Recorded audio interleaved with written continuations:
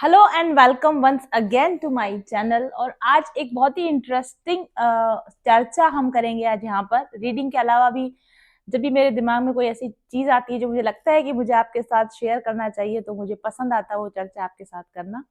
भारतीय संस्कृति में देवी पूजन का विशेष महत्व है ना।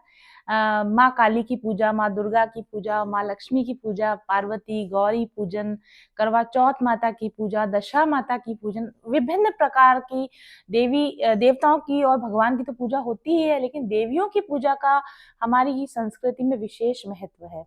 क्या आपने कभी सोचा है कि धार्मिक आधार को अगर एक तरफ रखा जाए तो ये देवी पूजन का साइंटिफिक रीजन क्या है, या फिर इस देवी पूजन का आध्यात्मिक महत्व क्या है, या कैसे देवी पूजन के द्वारा हम अपने जीवन में डिवाइन फेमिनाइन अवेकनिंग और माइंड रीप्रोग्रामिंग का काम करते हैं।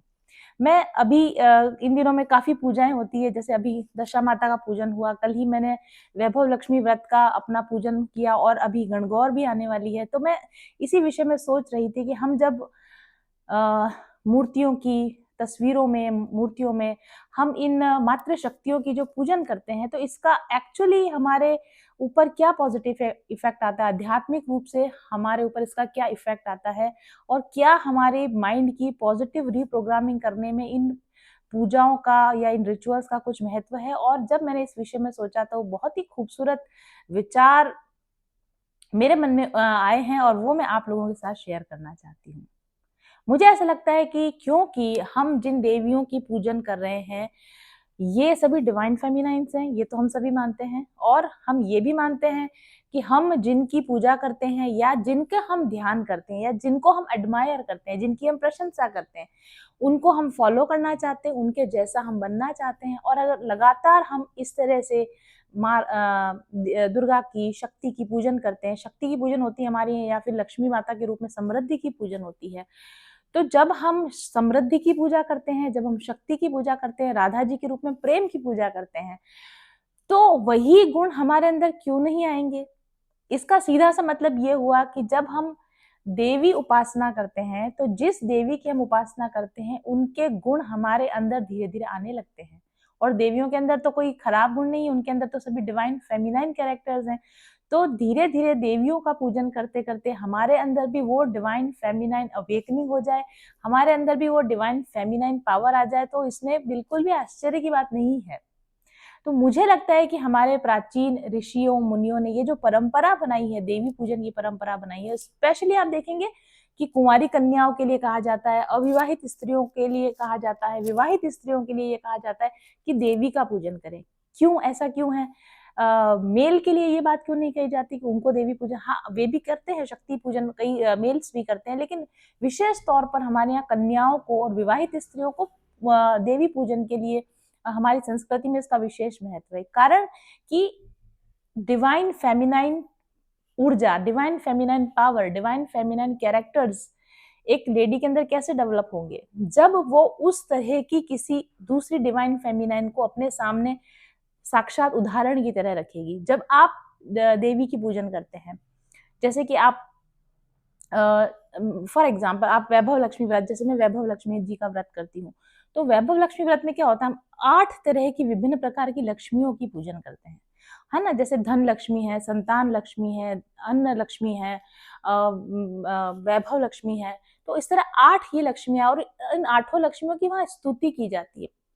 यहाँ पर विशेष महत्व पता है किस चीज का है कि, और हमारे सभी व्रतों के अंदर, हमारे सभी पूजाओं के अंदर पता है क्या होता है, जैसे आप वैभव लक्ष्मी का व्रत करते हो ना, तो व्रत क्यों करवाया जाता है, आपको भूखे रखा जाता है, ताकि पूरे दिन आपको ये याद रहे कि इस पर्टिकुलर देवी माँ के लिए हम का पूजन है, और इनके लिए हम व्रत करें। मतलब वो देवी आपके माइंड में कम से कम 24 आवर्स तक तो वो देवी आपके दिमाग में, दिलो दिमाग में बनी हुई रहेंगी। तो ऑब्वियस सी बात है, जिस चीज का हम चिंतन करेंगे वो एनर्जी को हम अट्रैक्ट करने लगते हैं, उन गुणों को हम अट्रैक्ट करने लगते हैं, उनके प्रभाव को, और उनका जो ऑरा है, उनकी जो सुंदरता है, उनका जो भी गुण है उनके, वो धीरे धीरे हमारे अंदर प्रकट होने लगे। ये बहुत स्वाभाविक सी बात है। जैसे कि वैभव लक्ष्मी व्रत अब जब हम करते हैं ना, तो उसके अंदर हम अष्टलक्ष्मी स्तुति करते हैं, उसमें हम महालक्ष्मी की स्तुति करते हैं। आप गौरी पूजन भी करेंगे तो उसमें अंदर भी क्या होता है, आप पार्वती माँ की स्तुति करते हैं। किसी भी भगवान की जब पूजन की जाती है तो उसमें स्तुति की जाती है, चाहे वो नारायण भगवान हो, कृष्ण भगवान हो, राम भगवान हो, हनुमान जी। हनुमान चालीसा में क्या है, हनुमान जी के गुणों को गुणगान किया गया। अब आप मुझे बताइए कि या राधा जी की जो स्तुति करते हैं, राधा कृपा कटाक्ष आप कभी पढ़ेंगे, मैं जैसे रोज पढ़ती हूँ। मैंने ये गौर किया है कि इन स्तुतियों के अंदर, इन स्तुति का मतलब क्या है, उनकी प्रशंसा करना। अब क्या वो देवी देवता आपकी प्रशंसा के भूखे हैं, या आप उनको, क्या उनको अपने गुणों का पता नहीं है कि आप उनको बता रहे हो कि भाई आपके अंदर ये गुण है? तो वो तो उन्हें पहले ही पता है, आप उनको बताते हो। आप लक्ष्मी जी को आप बताते हो कि आप सभी गुणों की खान हो, आप सुंदरता की खान हो, आप समृद्धि की खान हो। आप जहाँ जाते हो वहाँ मंगल हो जाता है, आप जहाँ जाते हो वहाँ से दुख मिट जाते हैं, वहाँ से क्लेश मिट जाते हैं, वहाँ पर शांति हो जाती है।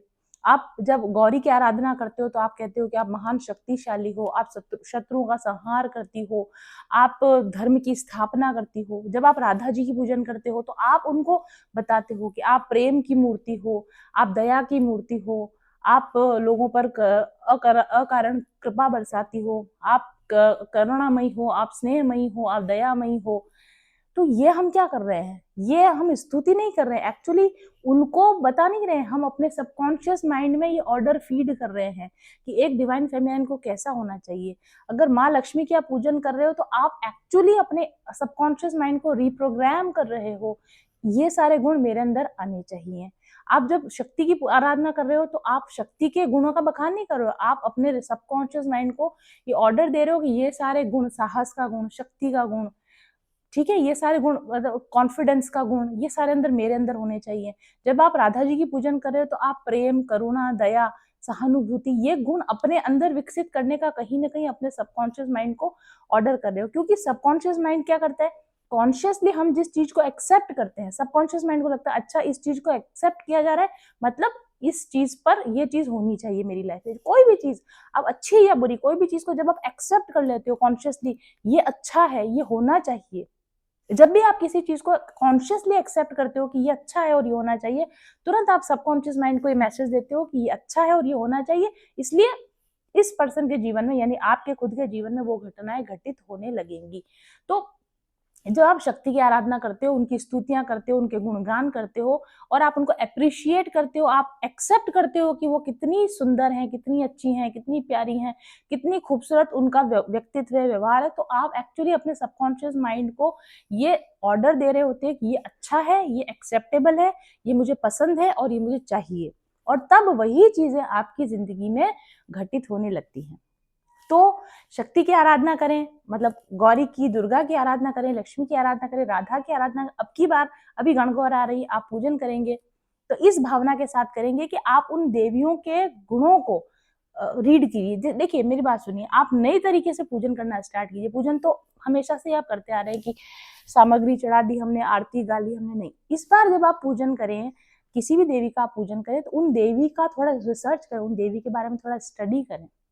उनकी उत्पत्ति कैसे हुई, उन्होंने अपनी डिवाइन फेमिनाइन पावर्स को कैसे एक्टिवेट किया, उनके अंदर कौन से गुण हैं, वो किस तरीके से सृष्टि की संरचना में मदद कर रही हैं या उसकी पालन में मदद कर रही हैं, या लोगों का जीवन बेहतर बनाने के लिए वो देवियां किस तरीके से अपना रोल प्ले कर रही हैं, उस चीज को आप थोड़ा सा ध्यान दीजिए। अगर आप लक्ष्मी जी को ध्यान देंगे तो वो धन की देवी हैं।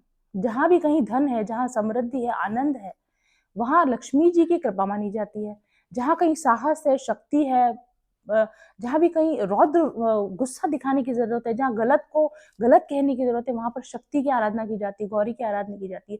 माँ पार्वती ने कैसे आराधना करके अपने आप को शिव के काबिल बनाया, किस तरीके से तपस्या के द्वारा एक नॉर्मल स्त्री कैसे अपने आप को देवी के लेवल तक ले जा सकती है।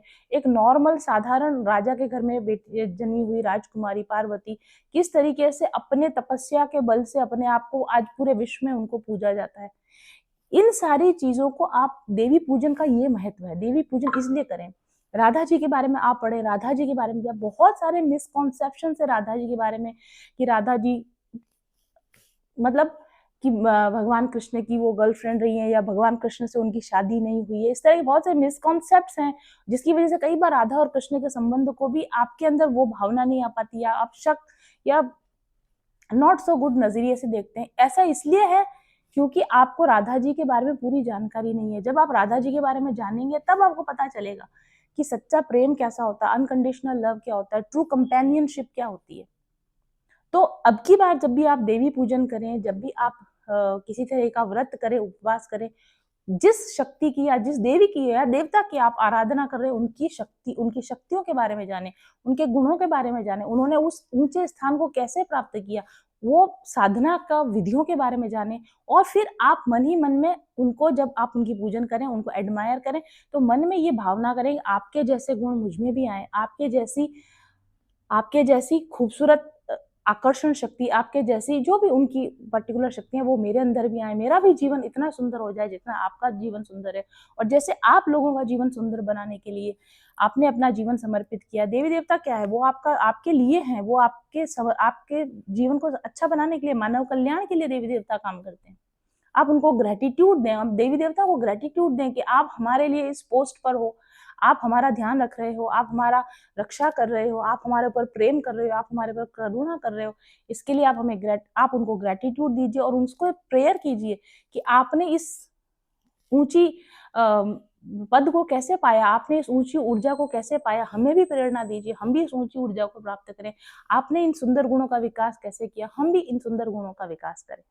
अगर इस तरीके से आप देवी आराधना करेंगे तो definitely it is kind of inner work, ये इनर वर्क है। इससे आप अपनी डिवाइन फेमिनिन एनर्जी को अवेकन कर सकते हैं और अपने माइंड को पॉजिटिवली रिप्रोग्राम कर सकते हैं।